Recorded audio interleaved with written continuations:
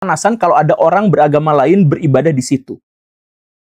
Dan kalau urusannya adalah urusan izin, itu bukan hanya gereja, Baraya. Mayoritas masjid di Indonesia itu tanpa izin. Izinnya nggak selesai. Kenapa? Karena tempat ibadah itu ya ditolerir saja kalau izinnya belum selesai, karena izinnya panjang. Jadi yang bermasalah di sini itu adalah birokrasi negara Indonesia yang perizinannya itu begitu ribet. Coba silakan Baraya cek kelurahan, Baraya silakan cek kecamatan, masjid Baraya itu terdaftar atau enggak, punya IMB-nya atau enggak. Sedikit sekali yang memilikinya. Masjid yang izin dari atas sampai bawahnya itu sudah selesai semuanya, itu minoritas. Nah, apakah masjid-masjid yang tidak izin yang menjadi mayoritas itu ketika sholat maghrib harus digerebek? Apakah ketika orang lagi sholat Jumat itu juga harus dihancurkan? Apakah masjid-masjid itu tidak boleh mengumandangkan azan hanya gara-gara tidak ada izin? Kan nggak seperti itu konsepnya, Baraya. Dan kalau misalkan ngomongin soal izin lagi, itu bukan hanya masjid, pesantren.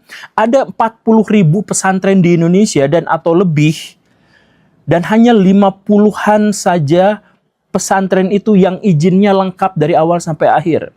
Apakah kemudian 40 ribuan pesantren itu kemudian harus disegel, harus digeruduk, harus dibakar, harus tidak boleh ada kegiatan pendidikan di sana? Kan nggak gitu mikirnya itu. Itu hanya gara-gara orang beragama lain beribadah, berdoa, kemudian kita kepanasan dan cari alasan izin apa segala rupa untuk menyelenggarakannya. Padahal ada pesantren yang tidak ada izin, tidak ada perencanaan, sampai runtuh sama sekali, menimpa puluhan orang di dalamnya.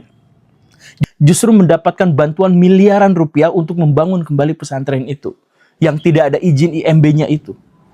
Kan ini ironi, Baraya. Jadi dalam hal ini, kita kaum muslimin itu malu, Baraya. Di akhir zaman kaum muslimin itu benar-benar dipermalukan, dilecehkan, diintimidasi, mendapatkan perlakuan yang sangat buruk di media-media.